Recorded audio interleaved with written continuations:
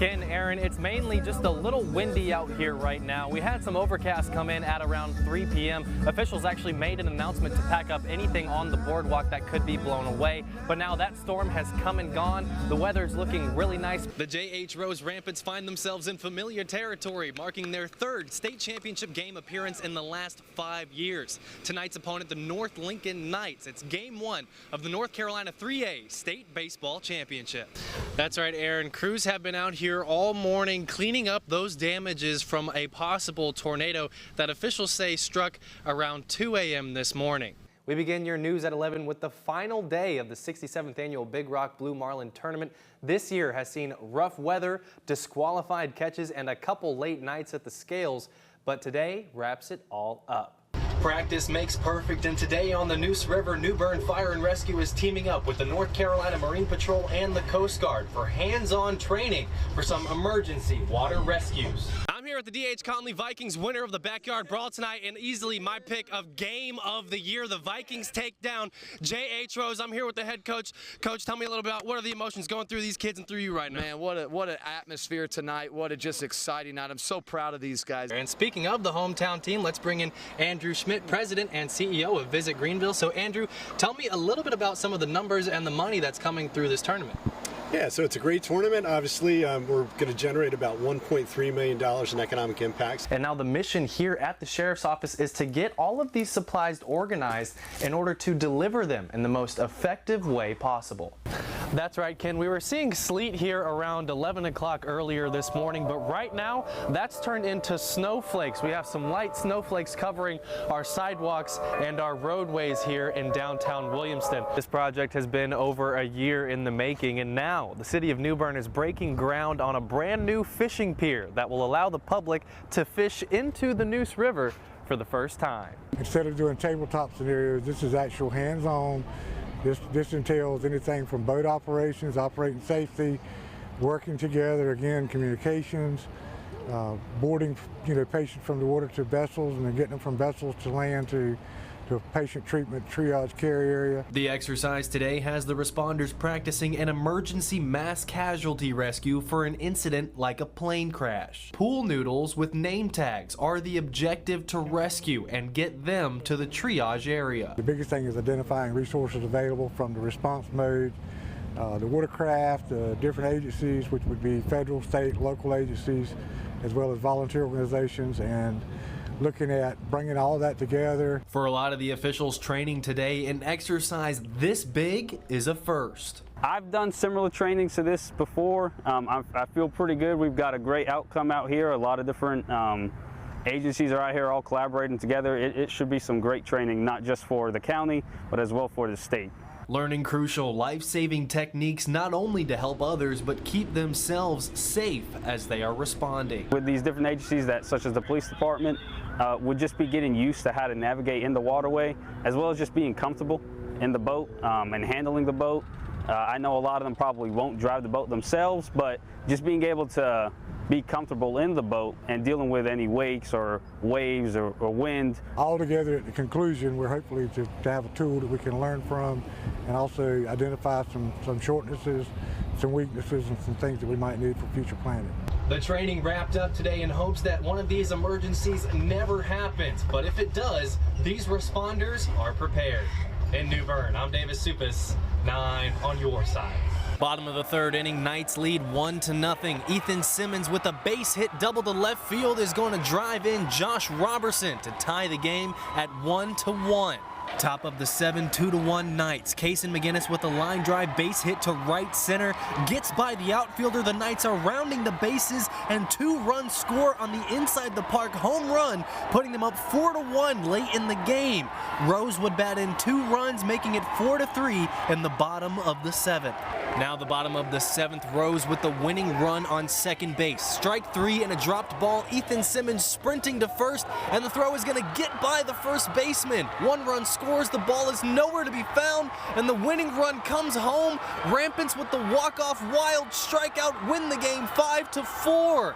Here's head coach Ronald Vincent after the game. That's a really, really good team. North Lincoln's really good. They really swung the bats good. We made some great defensive plays. It's going to be a dogfight tomorrow. Game 2 starts here tomorrow at 11 a.m., but tonight, Game 1 belongs to the Rampants. In Holly Springs, I'm Davis Suppes, 9 on your side sports. And then they're going to bring the two folks out, and they're going to go that direction. Unfortunately, we live in a climate where active shooter incidents happen far too frequently in our country. They need to be familiar with what that looks like so that there's no hesitation should we have to respond. ECU police training at least 55 officers, with some of them practicing these drills on ECU's campus for the first time. This is no average training. Officers practice active shooter situations with role players and are armed with simunition rounds. Red for the role players and blue for the police. Then we can evaluate the shots and the shot placement, the shot selections, but then also their safety to make sure that they're using cover and concealment to their advantage and not being injured during these scenarios. This year, a unique addition, as they are getting practice with having a sniper or an active shooter located in an elevated window. It also allows them to work in the actual buildings that we would likely be responding to. You can walk through a building 100 times, but if you don't walk through it as you would if you were responding to a critical incident, then you don't necessarily have the tactical mindset that you would need to evaluate how you would move through the building. This being an older building, there's nooks and crannies that many may not be familiar with. This training also allows the dispatch center and communications officers to get practice with responding to these calls when they happen. In Greenville, I'm Davis Suppes, 9 on your side. This is one of the best trips we take all year.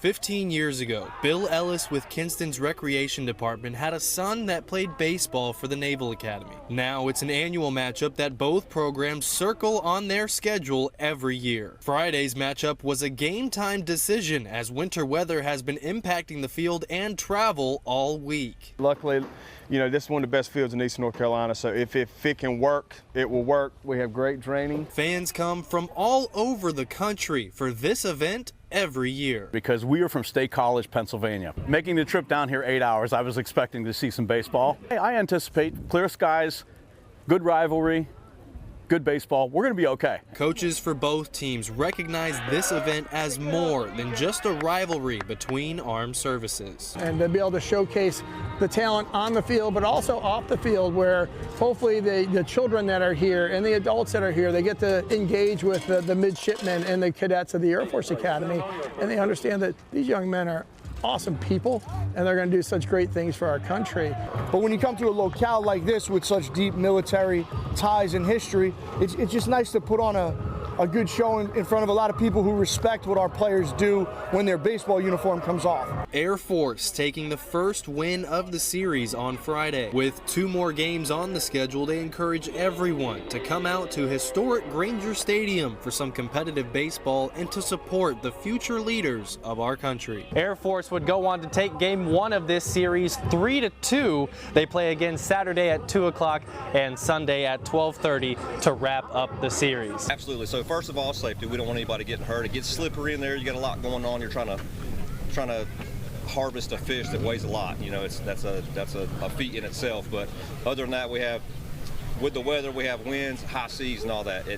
Your likelihood of staying hooked up is jeopardized when you have high seas. So we don't want to go out there and spend a day fishing in really rough seas, trying to chase a daily, and then just risk pulling fish off, keep pulling fish off over and over, or somebody getting hurt in the cockpit trying to do it. Mike Dupree, aka Slick, and his crew have been fishing the Big Rock tournament for about 7 years, so they have some experience on what to do on days like this. Good times, safe travels, that's the thing, good weather. We haven't had it the last couple of days. I laid yesterday as well as today.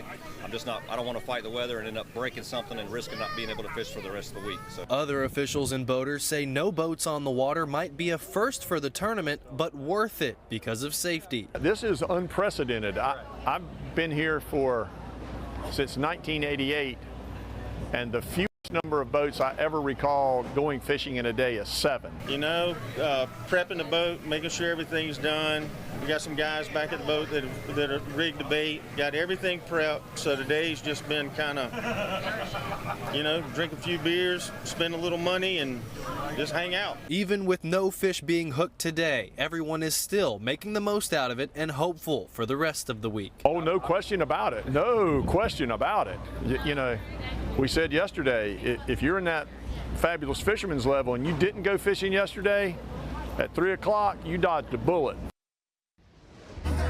With a lot of boats taking a lay day yesterday and today, we have some exciting fishing in store to take us through the rest of the week. They also have their tasting event that's happening tonight at 7 p.m. so that everyone can come out and enjoy the rest of this lay day. Live in Morehead City, I'm Davis Suppes, 9 on your side. They never gave up, they never wavered, and it's so exciting for these boys. Hats off to our opponent, J.H. Rose. Just a special game tonight, always is, but I'm proud of our boys for coming out on top. Absolutely a gutsy win from you guys here tonight, and like you said during your post-game speech, it was a complete game. You guys got 2 points on a safety, 2 points on a conversion, an onside kick recovered at the start of the second half.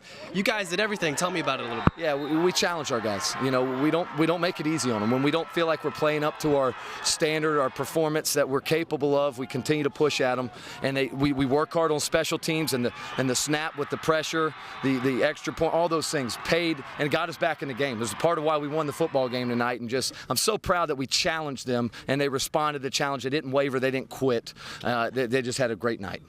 J.H. Rose. It's the standard, as he said. J.H. Rose had the ball with 1 minute left in the game. You guys came out with the game-sealing interception. What did you tell your defense before that final drive? Trust who we are, trust our work, trust the plan that we're putting ourselves in these situations at practice every day. And the standard's the standard, and that's what they played to. Absolutely, Coach. Just like that, D.H. Conley, the winner of the backyard brawl tonight. They take down J.H. Rose. Easily game of the year. That's all we got for you. We'll send it back to you for more Touchdown Friday, guys. All right, there you go.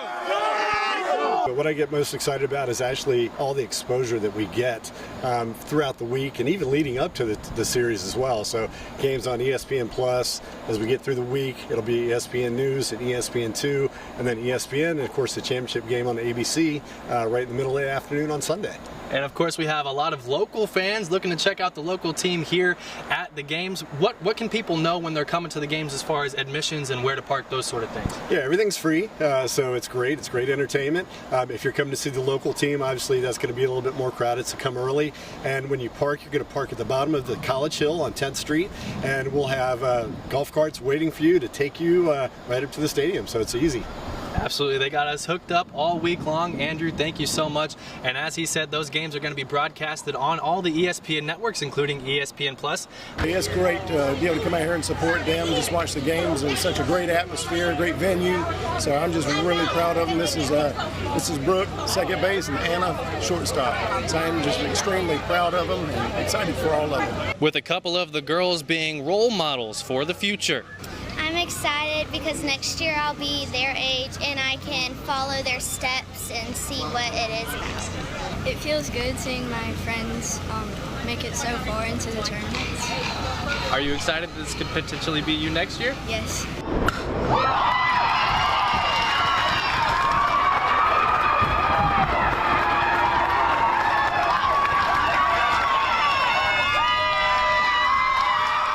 Shining a spotlight on Pitt County. A lot of noise, the excitement that builds up as we start to get any momentum, you can feel it. It's palpable on the field, and certainly we feed off that. The girls feed off that.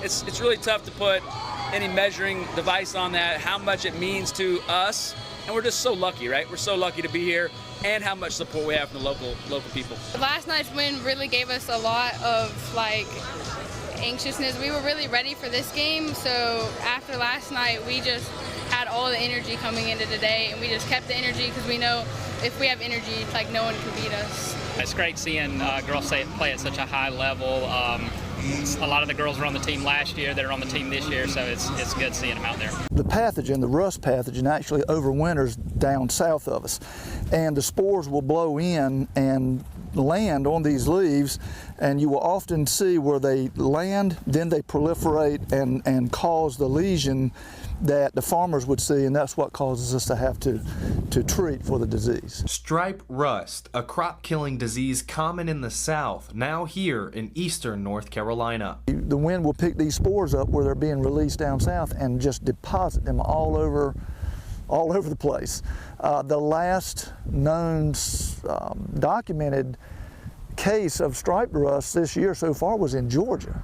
So we were a little shocked when we found it all the way up here in Belhaven. Different from the common leaf rust we see here with warmer temperatures, stripe rust thrives in cooler weather and kills the leaves on these wheat plants. And fewer leaves means less plant development, making yields not as good. Much like we're having today, the kind of weather and the kind of temperatures we're having today, and for the next few days, and that's what makes this so concerning. The fact that we found striped rust, it's way more aggressive as a disease, certainly when we compare it to leaf rust. You see striped rust, most farmers become very excited about it because it can proliferate and spread so quickly that it will take the yield potential out of this crop extremely fast. To solve the problem, you need to spot it and spray it. The growers are scouting their crops pretty regularly. We're telling them to be on the lookout for striped rust. So get down in the canopy and look really close. Just like if it's weeds, you use a herbicide on the weed to kill the weed.